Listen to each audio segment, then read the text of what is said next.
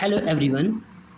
Today I am going to explain the lesson Last Spring Stories of Stolen Childhood by Anis Jung.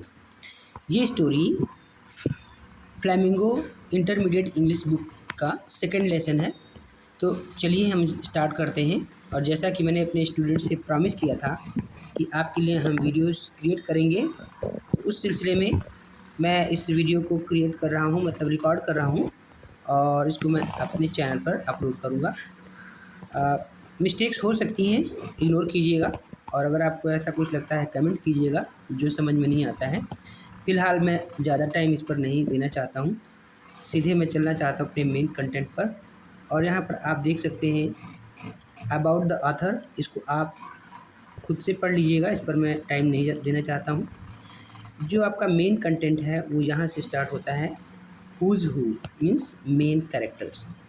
Anees Jung, she is a writer and also the narrator of the last spring. ये इस पाठ की लेखिका हैं और ये narrator भी हैं। इसका मतलब ये इसको कहानी बताने वाली है। She has great sympathy towards the poor children who are mentioned in the lesson. जो लेसन में उन गरीब बच्चों के बारे में बताया गया है, उनके प्रति बहुत ही अधिक सहानुभूति रखती हैं, जिसके सिलसिले में उन्होंने ये लेसन लिखा है। और एक प्रेरणादायक कहानी है। बहुत से लोग जो कुछ नया करने से डरते हैं, हिचकिचाते हैं, उनके लिए बहुत ही अच्छा प्रेरणा का स्रोत है कि हम जिस भी हालात परिस्थितियों में हों, हम कुछ भी नया करने के लिए सोचने की हिम्मत रखना चाहिए। ओके, इसमें से सबसे पहला पार्ट में साहिब आलम मेन कैरेक्टर। ये पूरी स्टोरी ही दो पार्ट में है। एक है साहिब आलम और उसका परिचय, उसके बारे में कुछ बताया गया है। और फिर दूसरा है मुकेश और सविता। ये तीन कैरेक्टर मेन है जो बोर्ड एग्जाम में पूछे जा सकते हैं, तो इसको आप ध्यान से सुनिए, ठीक है। अच्छा, इस पूरे लेसन की रीडिंग मैंने करके वीडियो अपलोड की है और आप उसको पूरी रीडिंग कर सकते हैं। मैं इसमें सिर्फ आपको इसकी हिंदी समझाता जाऊंगा पैराग्राफ वाइज। थोड़ा पोर्शन पढ़ूंगा, बाकी मैं एक्सप्लेन करूंगा ताकि आप इसको समझ सकें और वीडियो ज़्यादा लंबी ना होने पाए, मेरा ऐसा प्रयास रहेगा। ओके, तो साहिब आलम की बात करते हैं।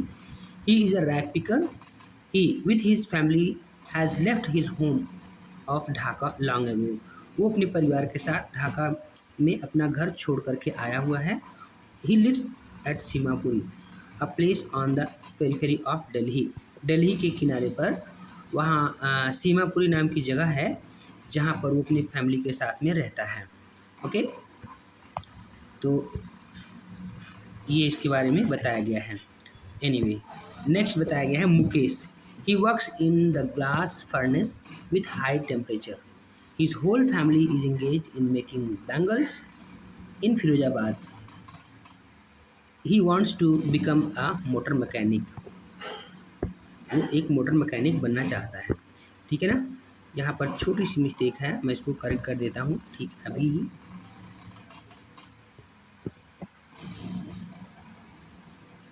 ओके, ये छोटा सा मिस्टेक आप कंसीडर करें।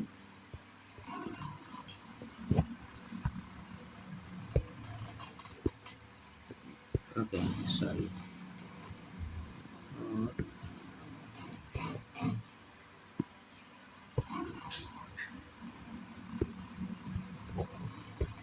ओके, यहाँ पर बताया गया है he wants to become a motor mechanic.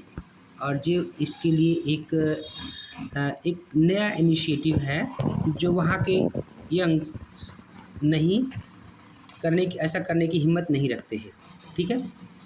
क्योंकि वो बहुत ज़्यादा गरीबी में और कर्ज में और साहूकारों के चंगुल में फंसे हुए हैं और वो कुछ नया कुछ करने की हिम्मत नहीं रखते हैं, ठीक है ना। तो इसीलिए जो है इसके इस प्रयास को लेखिका बहुत प्रशंसा करती है, सराहना करती है। Savita, she is a young girl who is wearing drop pink dress and she works in the glass furnace. वो भी ग्लास फर्नेस में ही काम करती है, छोटी बच्ची है। ओके, अबाउट द लेसन यहाँ बताया गया, आप इसको सेल्फ रीडिंग कर सकते हैं। देखिए यहाँ पर फर्स्ट पार्ट है। ओके, ये आपका फर्स्ट पार्ट यहाँ पर और ये सेकंड पार्ट। ओके, इसको आप सेल्फ रीडिंग करके समझ सकते हैं। Okay, now main text. Okay, अब यहाँ से आप इसको समझने की कोशिश करिएगा। Sometimes I find a rupee in the garbage. Why do you do this? I ask Sahib, whom I encounter every morning, scrounging for gold in the garbage dumps of my neighborhood.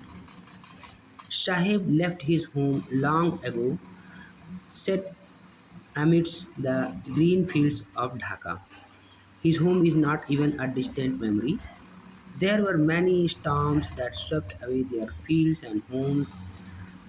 His mother tells him that's why they left looking for gold in big city where now he lives. Okay, तो इसकी इस paragraph का meaning है, इसमें आगे तक बताया गया है, आप इसको पढ़ सकते हैं। मीनिंग है कि लिका पूछती है, एक बालक है, उसका नाम है साहिब आलम, उससे पूछती है कि तुम ऐसा क्यों करते हो। तो कहता है some time I find a रूपी इन द गार्बेज, कचरे में कभी कभी मुझे 1 रुपया भी मिल जाता है।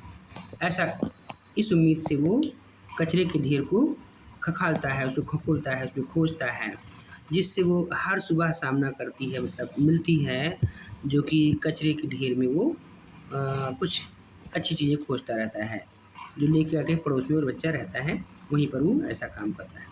बताया गया है कि साहिब जो है कुछ समय पहले, जबकि उसका घर ढाका के हरे मैदानों में उसका घर था, लेकिन वहाँ पर वो छोड़ करके आ गया है।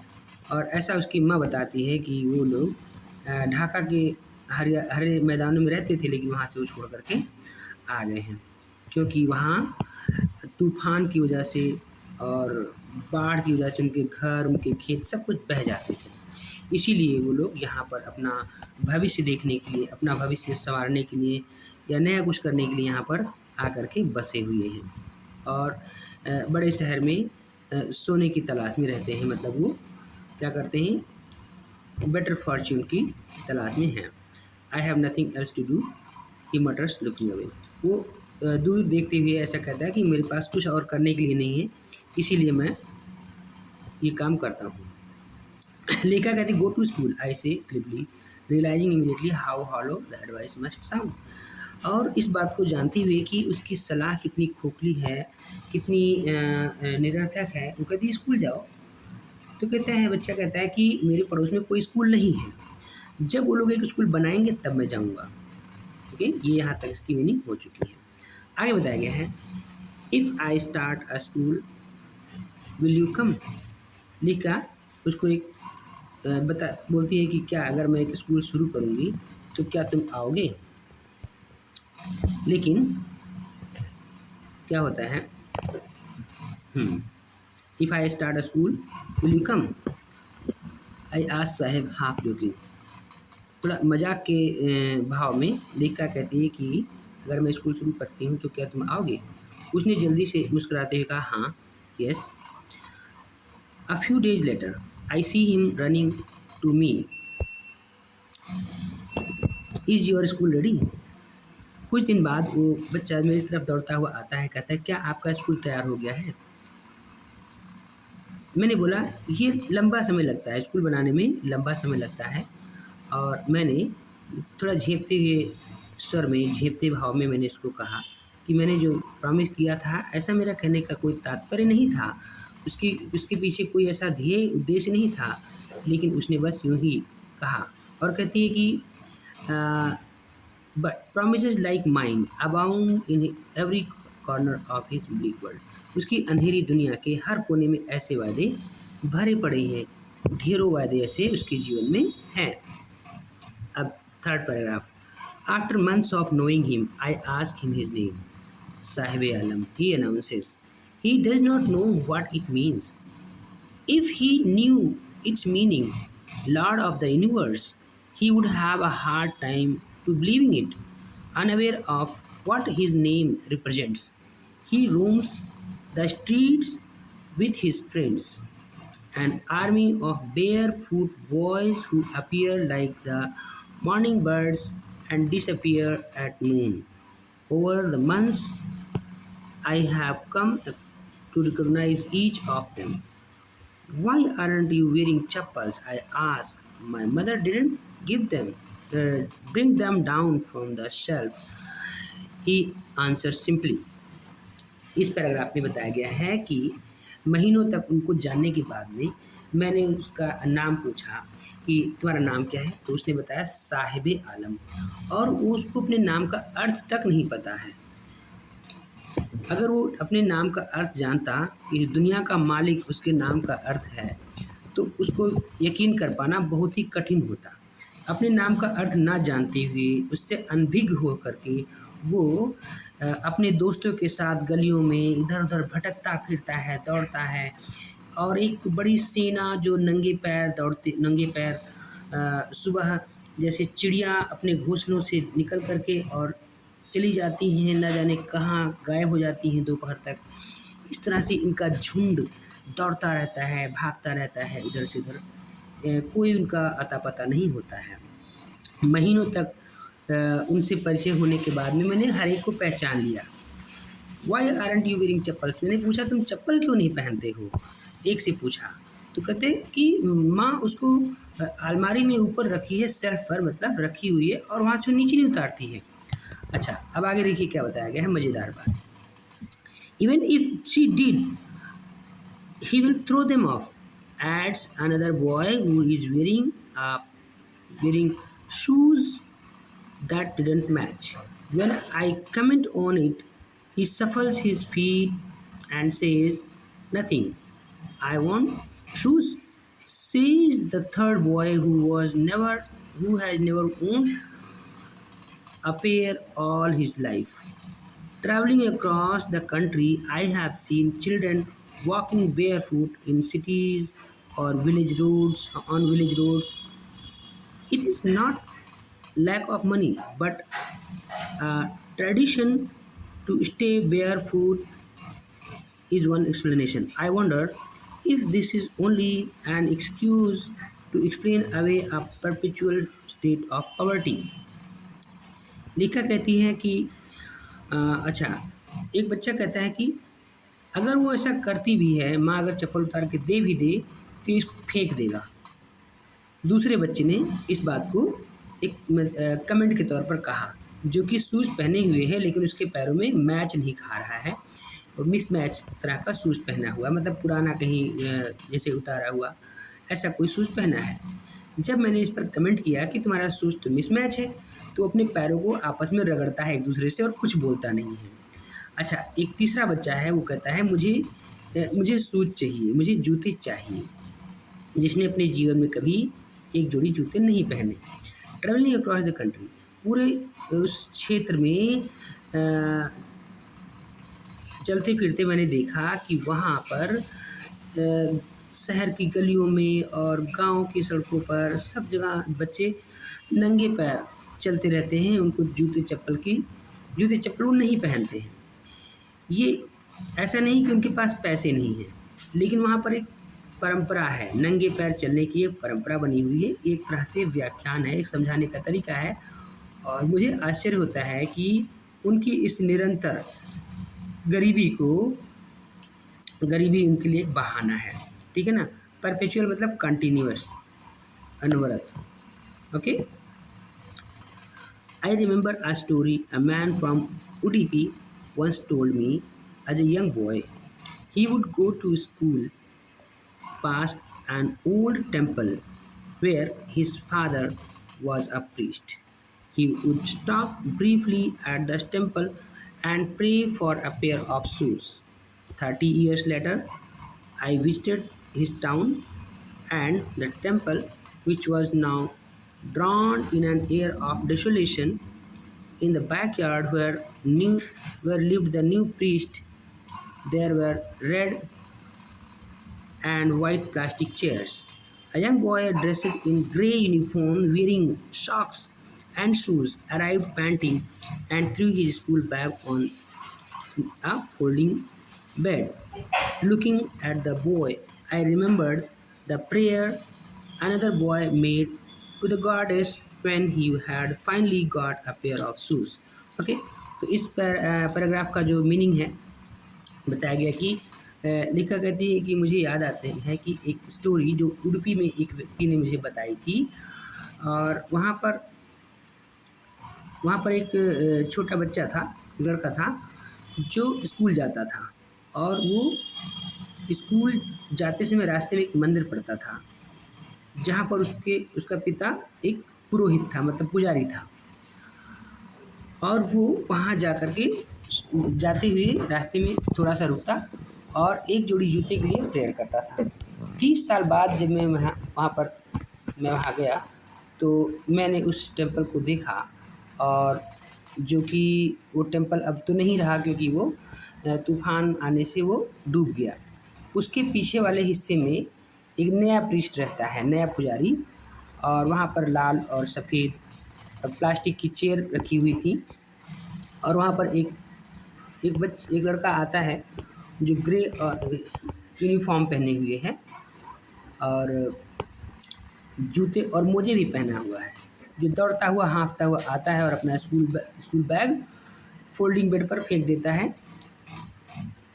उस लड़के को देख करके मुझे उस दूसरे बच्चे की उस प्रेयर याद आती है, जो देवी से वो प्रार्थना किया करता था एक जोड़ी जूते के लिए, और अंततः आज उसके पास एक जोड़ी जूते हैं, और वो कहता है कि मेरा ये जूता खोने न पाए, है ना, क्योंकि देवी ने मुझे प्रार्थना के उत्तर में से दिया है।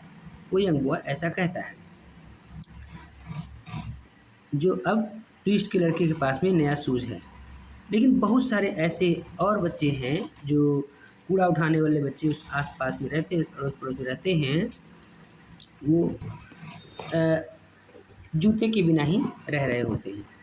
ठीक है? तो एक ऐसी घटना बताई गई है जहाँ पर शूज़ पाना एक सौभाग्य या एक विश फुलफिलमेंट जैसी या मनोकामना पूरी होने जैसी बात लगती है उस क्षेत्र के लिए शूज़ का पहनना।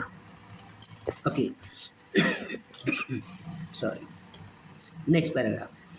My acquaintance with the barefoot rag pickers leads me to Simapuri, a place on the periphery of Delhi, yet miles away from it metaphorically. Those who live there are squatters who came from Bangladesh back in 1971. अच्छा, इस पूरे paragraph का meaning आपको मैं समझा देता हूँ। आप रीडिंग करना चाहते हैं तो आप इसको पढ़ सकते हैं। पूरा पैराग्राफ कुछ इस तरह से है। ओके, आप इसको पूरा पढ़ सकते हैं। तो यहाँ बताया गया है कि उन एक्वेंटेंस मतलब परिचय, उन नंगे पैर चलने वालों के साथ जो मेरा परिचय हुआ, और ये कूड़ा उठाने वालों के साथ मेरा जो परिचय था, वो बच्चे जो कूड़ा उठाते थे, इसकी वजह से मैं सीमापुरी नाम की जगह पर गई, जो दिल्ली के पेरीफेरी मतलब किनारे पर है, बॉर्डर पर है, जो कि मुख्य दिल्ली से लगभग मीलों दूर है, और ये सांकेतिक रूप से भी दूर है, मतलब विकास के मामले में भी वो ज़्यादा विकसित नहीं है। और वहाँ पर जो रहते हैं वो ढाका बांग्लादेश से आए हुए क्या हैं, स्क्वाटर्स मतलब शरणार्थी हैं, या वहाँ से प्रवासी आप कह सकते हो। ये प्रवासी लोग जो 1971 में वहाँ पर आकर के बसे हुए थे। साहिब की फैमिली उनमें से एक है।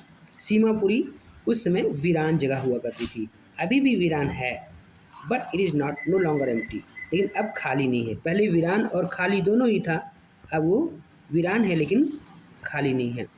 यहाँ पर जो घर के आकार हैं वो मिट्टी की दीवार और उस पर टीन की छत, या उस पर टारपोलिन यानी तिरपाल लगे हुए, जहाँ पर कोई डिवाइड ऑफ सीवेज मतलब सीवेज के बिना, सीवेज मतलब जो गंदे पानी जाने का जो रास्ता होता है, नालियाँ होती हैं, और कोई वहाँ पर ड्रेनेज नहीं है, कोई साफ़ पानी की व्यवस्था नहीं है। लगभग 10,000 कूड़ा उठाने वाले वहाँ पर रहते हैं। They have lived here for more than 30 years. यहाँ पर बिना किसी पहचान के, बिना किसी परमिट के 30 सालों से ये लोग यहाँ रह रहे हैं।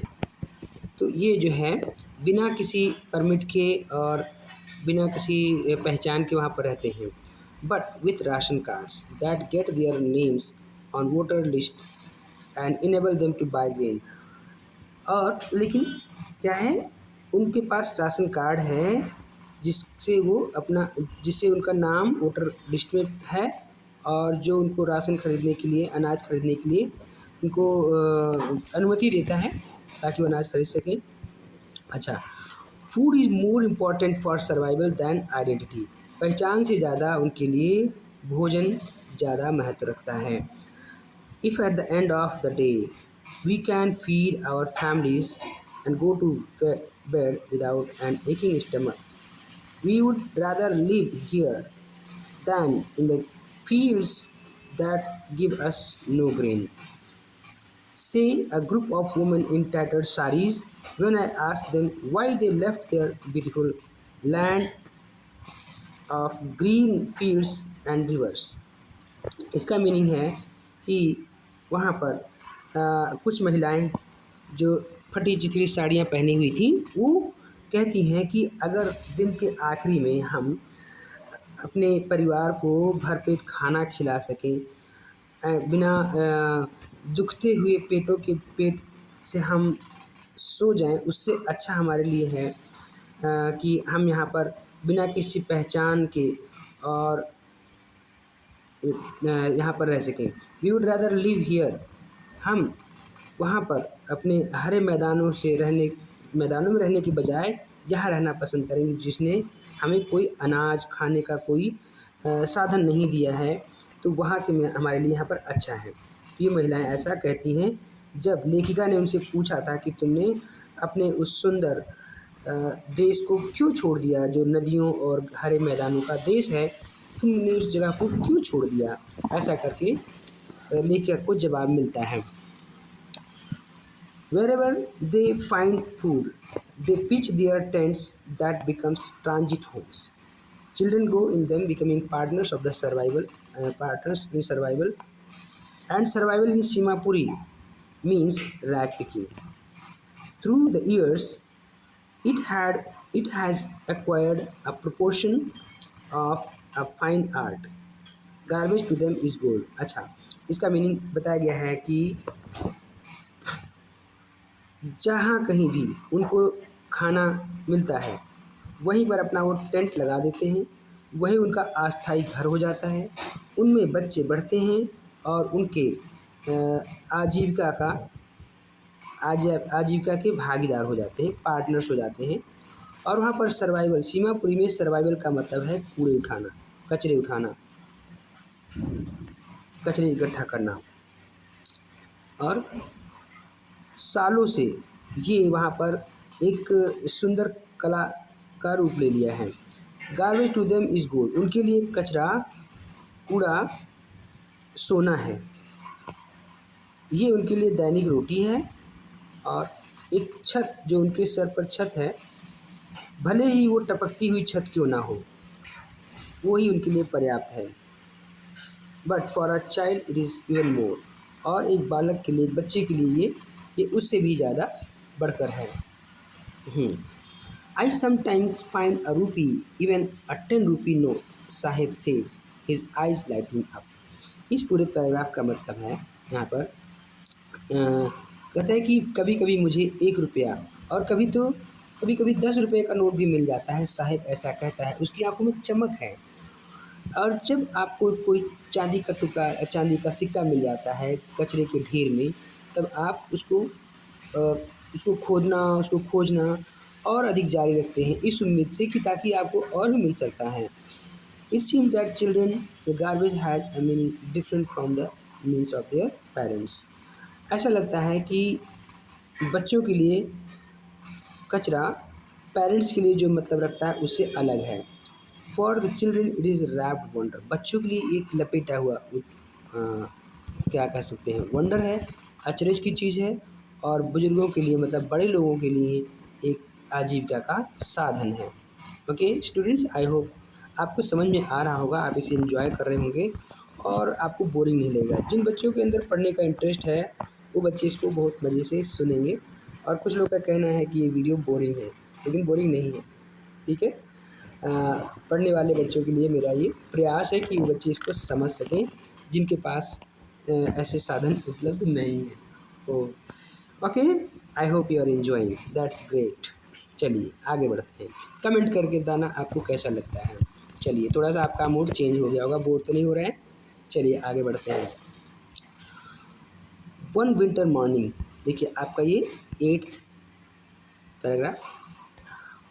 One winter morning I see Sahib standing by the fenced gate of the neighborhood club, watching two young men dressed in white playing tennis. I like the game. He hums, content to watch it standing behind the fence. अच्छा, इसका meaning है कि एक सुबह, एक सर्दी की सुबह, मैंने देखा कि साहिब एक चार दीवारी वाले घर के गेट के पास में खड़ा हुआ है, जो कि पड़ोस में एक क्लब है, और वो देख रहा है वहाँ पर दो लोग सफ़ेद कपड़ा पहने हुए टेनिस खेल रहे हैं। कहता है मुझे ये गेम पसंद है, उस संतोष भाव से धीमी आवाज़ में कहता है, जबकि वो चार दीवारी के पीछे खड़ा है। और क्या कहता है, I go inside when there is no one, when no one is around. कहता है कि जब कोई आस पास नहीं होता मैं अंदर जाता हूँ, ऐसा बोलता है वो। और गेट कीपर मुझे जाने देता है और मैं झूले से झूलता हूँ, मतलब झूला झूलने देता है। तो ये गरीब बच्चा, कभी कभी उसको भी ये मौका मिल जाता है कि वो उसके अंदर जा कर के खेल सकता है। Okay, next paragraph. Okay students, I hope you are understanding, that's great. Sahib too is wearing tennis shoes that look strange over his discolored shirt and shorts. Someone gave them to me, he says, in the manner of an explanation, the fact that they are discarded shoes from some rich boy. अच्छा, इस पूरे paragraph का meaning आपको समझा देता हूँ।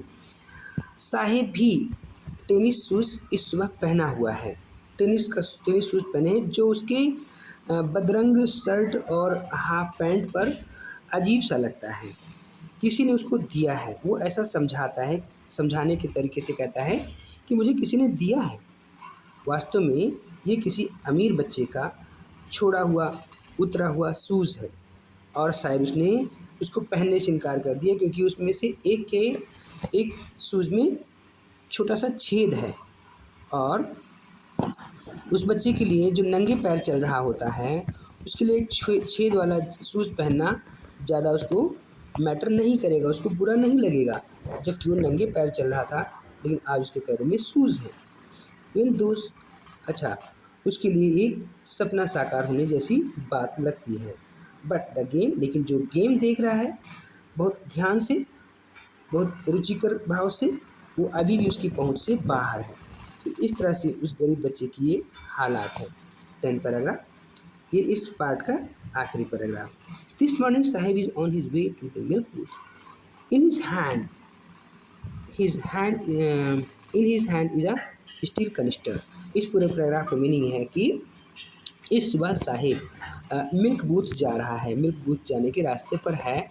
उसके एक हाथ में उसके हाथ में स्टील का कनिस्टर है, कनिस्टर टिन, और कहता है कि अब मैं चाय की दुकान पर काम करता हूँ, वहाँ सड़क के उस हिस्से में चाय की दुकान पर काम करता हूँ, ऐसे कहता है, और इशारा करता है दूर की तरफ कि मैं चाय की दुकान पर काम करता हूँ।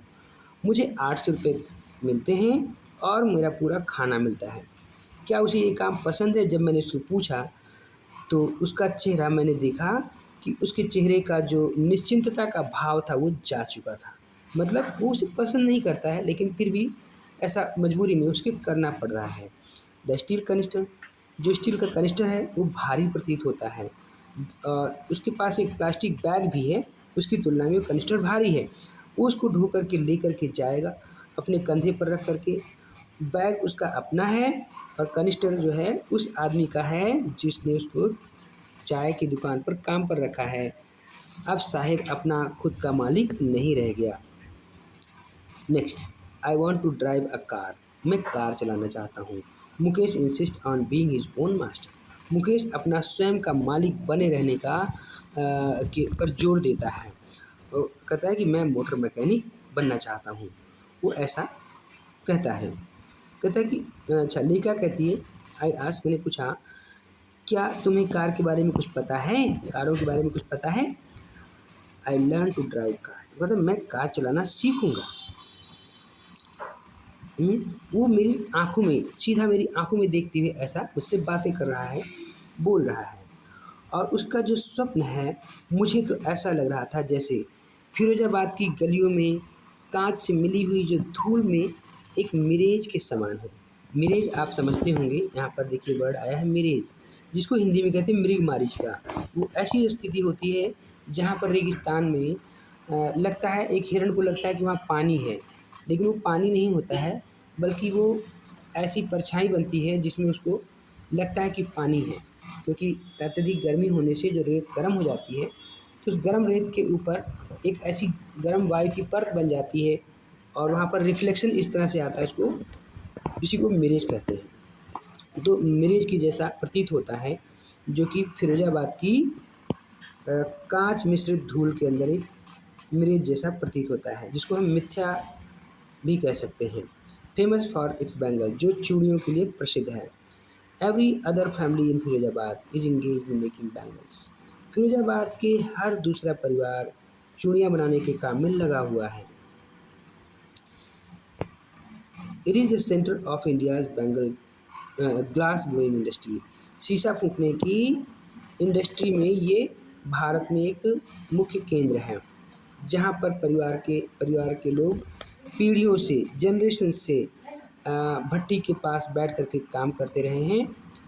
ग्लास की वेल्डिंग करते हैं, उसको पिघला करके जोड़ते हैं, चूड़ियाँ बनाते हैं। पूरे देश भर की औरतों के लिए ऐसा प्रतीत होता है। Mukesh family is among them. Mukesh का परिवार उनमें से एक है। अच्छा, नन ऑफ देम, उनमें से कोई नहीं जानता है कि बच्चों को वहाँ पर काम पर लगाना इलीगल है। ग्लास फर्नेस, जो शीशा फूंकने की भट्टी के पास में बच्चों को काम पर लगाना अवैधानिक या इलीगल है। जो तेज़ गर्मी में वहाँ पर बच्चे बैठकर काम करते हैं। In dingy cells without light and air, जहाँ पर ना तो हवा और ना ही रोशनी होती है। उन घुटन भरी छोटी कोठरियों में बच्चे काम करते हैं। और दैट द लॉ, अगर कानून का कड़ाई से पालन किया जाए तो वहाँ के लगभग 20,000 बच्चों को उस गर्म तप्त भट्टी के सामने से आज़ाद किया जा सकता है, उनको छुड़ाया जा सकता है, जहाँ पर वो दिन के उजाले में अपनी आँखों की रोशनी को बर्बाद कर रहे होते हैं।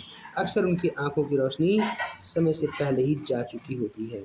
इस तरह से वो बच्चे काम करते हैं। मुकेश की आँखों में चमक है। वो जैसा मुझे स्वेच्छा से मुझे लेकर के जा रहा था अपने घर की तरफ, और बहुत ही प्राउडफुली, मतलब घमंड से, गर्व से कहता है कि उसका घर फिर से बन रहा है। हम चलते हुए उस बदबूदार गलियों से होकर गए जहाँ पर कूड़ा कचरा भरा हुआ था, और ऐसे घरों से गुजरे जो हिलते डुलते या बहुत ही जर्जर घर थे। उनकी दीवारों से पपड़ियाँ छूट रही थीं, दरवाजे बिल्कुल टूटे फूटे थे और जिनको आप आराम से हिला सकते हो, कोई खिड़की नहीं। वहाँ पर क्या है, पास्ट होम्स, ओके, कोई खिड़की नहीं। Crowded with families of human and animal coexisting, वहाँ पर बहुत ही दयनीय हालत में, या कह सकते हो प्राइमेवल कंडीशन में, प्राइमल दशा में, अच्छी दशा नहीं है जो, वहाँ पर जानवर और इंसान के परिवार एक साथ रह रहे होते हैं। चलते हुए वहाँ पर वो एक ऐसे घर के सामने खड़ा होता है, रुकता है, और उस हिलते जुलते दरवाजे को, जो लोहे का दरवाज़ा है, खटखटाता है और अपने पैरों से मार करके उसको धक्का दे करके उसको खोलता है। और हम लोग एक अर्धनिर्मित झोपड़ी नुमा घर में पहुंचते हैं। उसके एक हिस्से में घास फूस से छप्पर छाया हुआ होता है, और वहाँ पर जलाने की लकड़ी का एक चूल्हा रखा है, मतलब कि लकड़ी का चूल्हा। उसके बगल में उस पर एक बड़ा सा बर्तन रखा है जिसमें पालक की पत्तियाँ उबलने के लिए रखी गई हैं। ज़मीन पर एल्युमिनियम के एक बड़े से प्लेटर पर कुछ कटी हुई सब्जियां रखी हैं और वहाँ पर एक कमज़ोर सी नवयुवती यंग वुमेन, मतलब अभी कम उम्र की एक महिला खाना बना रही है। शाम का खाना पका रही है अपने पूरे परिवार के लिए। उसकी आंखों में धुआं भरा हुआ है, फिर भी वो मुस्कुरा रही है। ये है मुकेश के बड़े भाई की पत्नी, जो अभी ज़्यादा उम्र की नहीं है। She has begun to command respect of the bahu. और अब अभी से ही वो घर में बहू के पद पर सम्मानित है। Daughter in law of the house, घर की वो पुत्रवधू है और 3 पुरुषों की सेवा में वो लगी हुई है। कौन? उसका हस्बैंड मुकेश, मतलब कि मुकेश का बड़ा भाई मुकेश और उनके पिता। इन तीनों के लिए वो खाना बनाने के लिए मतलब पूरे परिवार का खाना बनाती है। इन 3 आदमियों की देखभाल, सेवा सत्कार में लगी रहती है। When the older woman a man enters, she gently withdraws behind the broken wall and brings her veil close to her face, as custom demands. बताया गया कि जब घर के बड़े बुजुर्ग वहाँ पर प्रवेश करते हैं तो धीरे से अपने आप को उस टूटी हुई दीवार के पीछे छुपा लेती है और अपना घूंघट अपने चेहरे पर डालती है। जैसा कि वहाँ की प्रथा, वहाँ का जो कस्टम है, वहाँ की रीति रिवाज के अनुसार उसे ऐसा करना होता है। जो डॉटर इन लॉ है, मतलब जो वधू है, उसको बड़े बुजुर्गों को, मतलब बड़े बुजुर्गों के सामने या पुरुषों के सामने उसको अपना चेहरा ढाँकना होता है। और इस दशा में क्या है, इन दिस केस, इस मामले में, इस दशा में जो बड़ा व्यक्ति है वो एक गरीब चूड़ी बनाने वाला व्यक्ति है। कई सारे लंबे सालों तक मेहनत करने के बाद, पहले वो टेलर था, बाद में चूड़ी बनाने वाला हो गया। वो अभी तक अपने घर को फिर से बनाने में असफल रहा है और इतना ही नहीं, अपने 2 बच्चों को स्कूल भी नहीं भेज पाया। जो वो कर सका वो ये कि अपने उन बच्चों को वही सिखाया जो उसने स्वयं किया, चूड़ी बनाने की कला, चूड़ी बनाने की कला, ये चीज़ वो सिखाता है।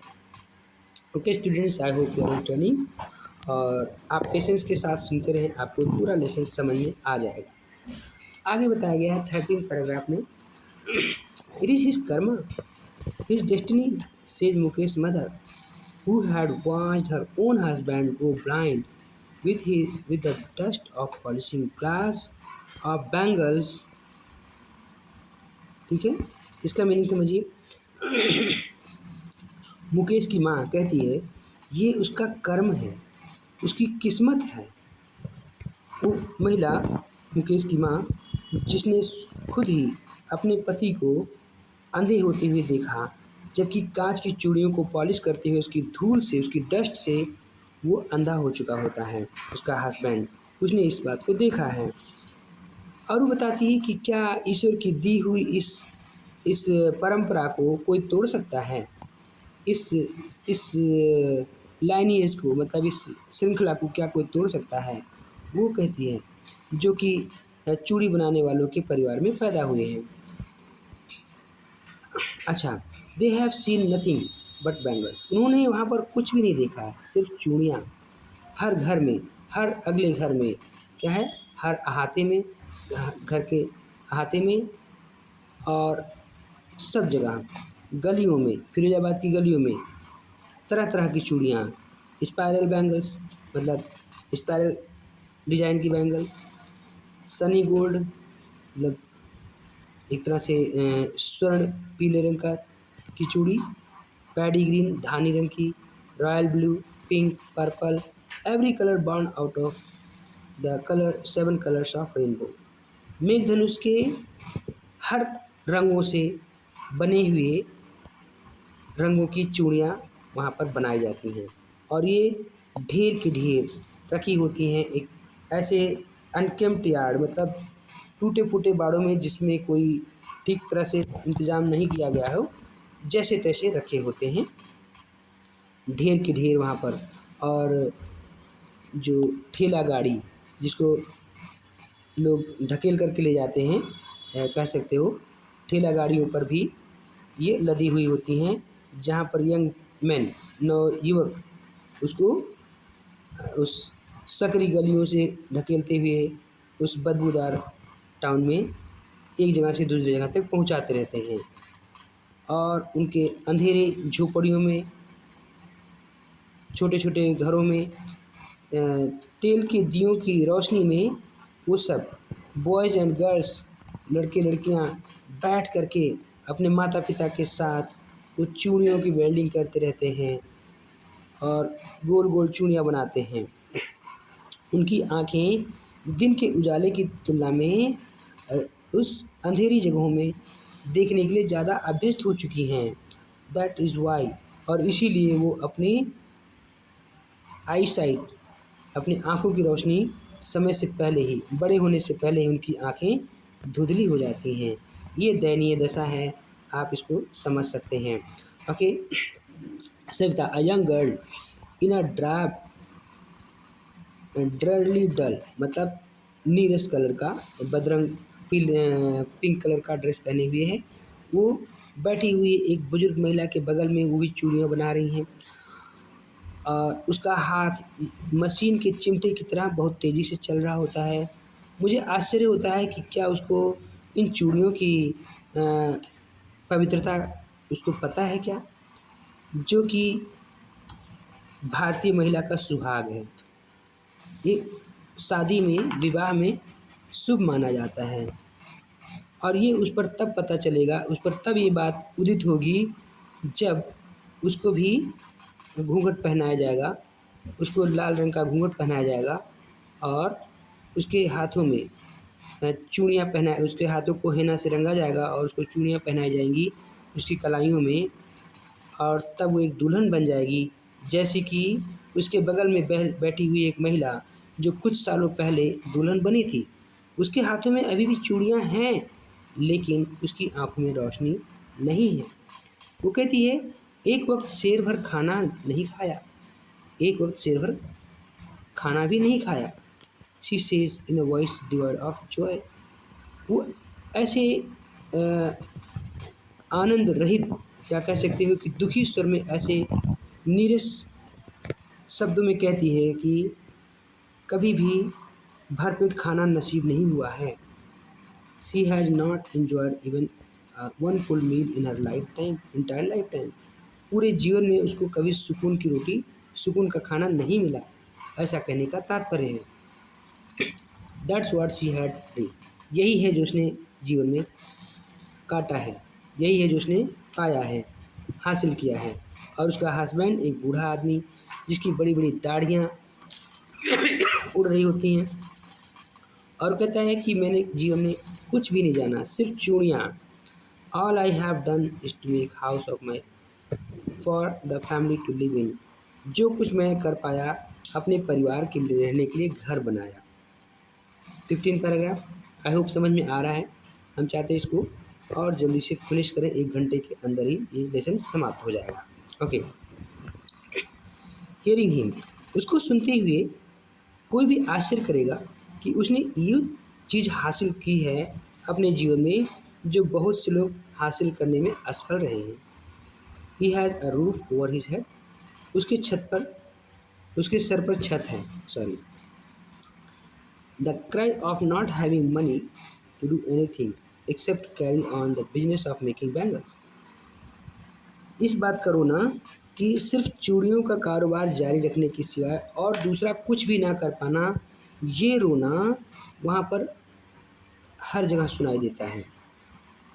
Not enough to eat rings in every home, हर घर में यही रोना सुनाई देता है कि खाने के लिए भरपूर नहीं है और चूड़ियों के व्यवसाय के सिवा और दूसरा कुछ काम करने के लिए पैसा नहीं है। यही बात वहाँ पर, इसी बात का रोना वहाँ सुनाई देता है।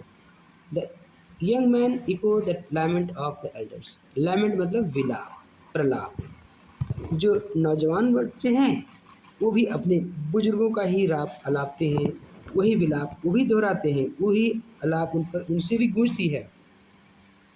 समय के अनुसार थोड़ा सा बदलाव हुआ है।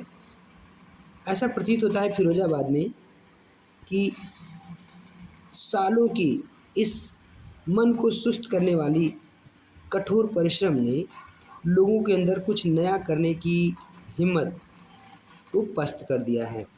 यहाँ तक कि वो किसी और भी चीज़ के लिए सपना नहीं देख सकते हैं। कुछ इनिशिएटिव के लिए उनके अंदर क्षमता नहीं रह गई है। मतलब उनका सारा साहस खो चुका है। वो कुछ भी अपने जीवन में अलग या कुछ नया नहीं कर सकते हैं। Next paragraph, why not organise yourself into a cooperative. Lekha कहती है उन नौजवानों से कि तुम लोग एक कोई सहयोगी संस्था कोऑपरेटिव क्यों नहीं बना लेते हो। उन जो कि वो नौजवान जो मिडलमैन के चंगुल में फंसे हुए हैं, उनके कुचक्र में फंसे हुए हैं, ऐसा कहती है। जो वो और उनके पिता और उनके पूर्वज ये सब वहाँ के साहूकारों और बिचौलियों के चंगुल में फंस करके कर्ज के बोझ से दबे हुए उनके मन में, उनके दिमाग में कुछ नया करने का साहस ही नहीं होता है। वो नौजवान क्या जवाब देते हैं, ध्यान से सुनिए।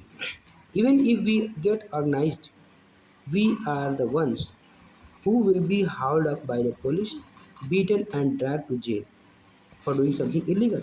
वो कहते हैं कि अगर हम अपने आप को संगठित करेंगे भी तो भी हमारे पीछे पुलिस पड़ जाएगी, वो हमें पीटेगी, पुलिस हमें मारेगी और घसीट करके जेल में पहुंचा देगी। इस बात के लिए आरोप लगाते हुए कि ये लोग कुछ इलीगल काम कर रहे हैं, अवैधानिक काम कर रहे हैं, कुछ जालसाजी कर रहे हैं। ऐसा करके उन बच्चों को, उन नौजवानों को डर है, वो ऐसा कहते हैं। उनके बीच में कोई नेता नहीं है, कोई अगुआ नहीं है, कोई ऐसा नहीं है जो अलग तरीके से सोच रखता हो। उनके जो पिता हैं वो थके हुए हैं, उनके अभिभावक थके हुए हैं और वो लोग अंतहीन गोल गोल ऐसी बातें करते रहते हैं जिसका कोई निष्कर्ष, कोई निचोड़ नहीं निकलता है, जो कि गरीबी और मुसीबत, लालच और अन्याय के चंगुल में फंसे हुए हैं। उनके पास और भी कुछ सोचने या कुछ बात करने के लिए कोई हिम्मत है ही नहीं। लिसनिंग टू देम, उनको सुनते हुए मैंने देखा कि वहाँ पर दो अलग अलग दुनिया हैं।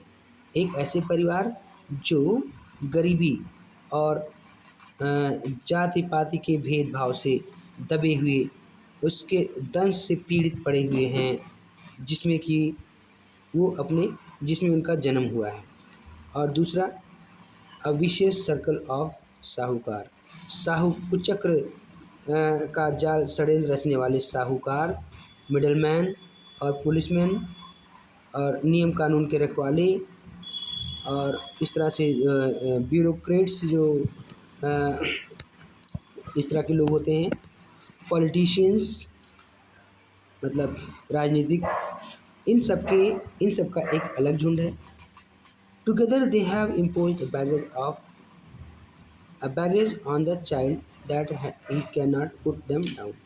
ऐसा बोझ उन पर लाद दिया है कि जो एक बच्चे पर बोझ लादने के समान है, जिसको वो उतार नहीं सकता है। जब तक वो समझदार होता है उससे पहले ही इसको अपने पेरेंट्स के जैसे ही, अपने पिता के जैसे इसको स्वाभाविक रूप से मान लेता है कि हमें इसी दयनीय हालत में जीवन यापन करना है। और कुछ भी अलग तरीके से सोचना,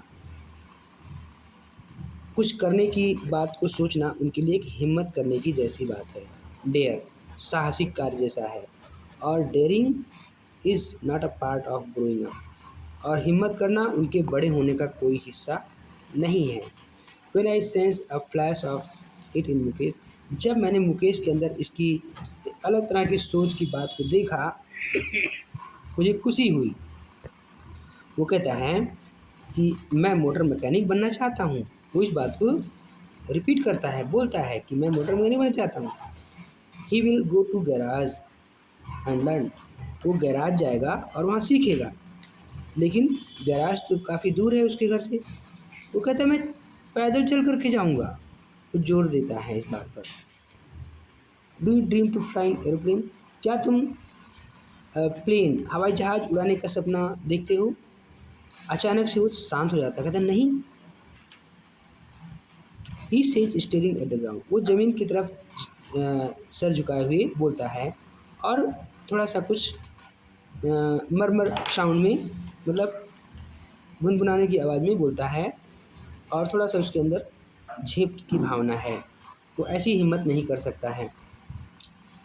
लेकिन अभी तक उसका जो उसकी जो उसका झेप है, अफ़सोस में तब्दील नहीं हुआ है। He is content to dream of cars, वो कार तक का ही सपना देखने में संतुष्ट है, क्योंकि वो वहाँ की अपने कस्बे की सड़कों से कारों का आना-जाना देखता है।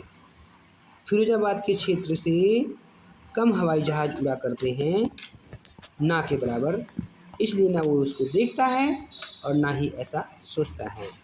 तो डियर स्टूडेंट्स, आई होप आपको समझ में आया है। हमारे स्टूडेंट्स, मैंने अपने स्टूडेंट्स के लिए बनाया है और आई होप आप इसको समझ पा रहे होंगे। अगर एक बार में नहीं समझ में आता है तो आप 2 बार इसको देखिए, स्पीड बढ़ा करके देखिए अगर आपको ज़्यादा टाइम लगता है। वैसे मैंने प्रयास किया है समझाने के लिए और मुझे पूरी उम्मीद है कि ये स्टोरी आपको पूरा समझ में आ चुका है।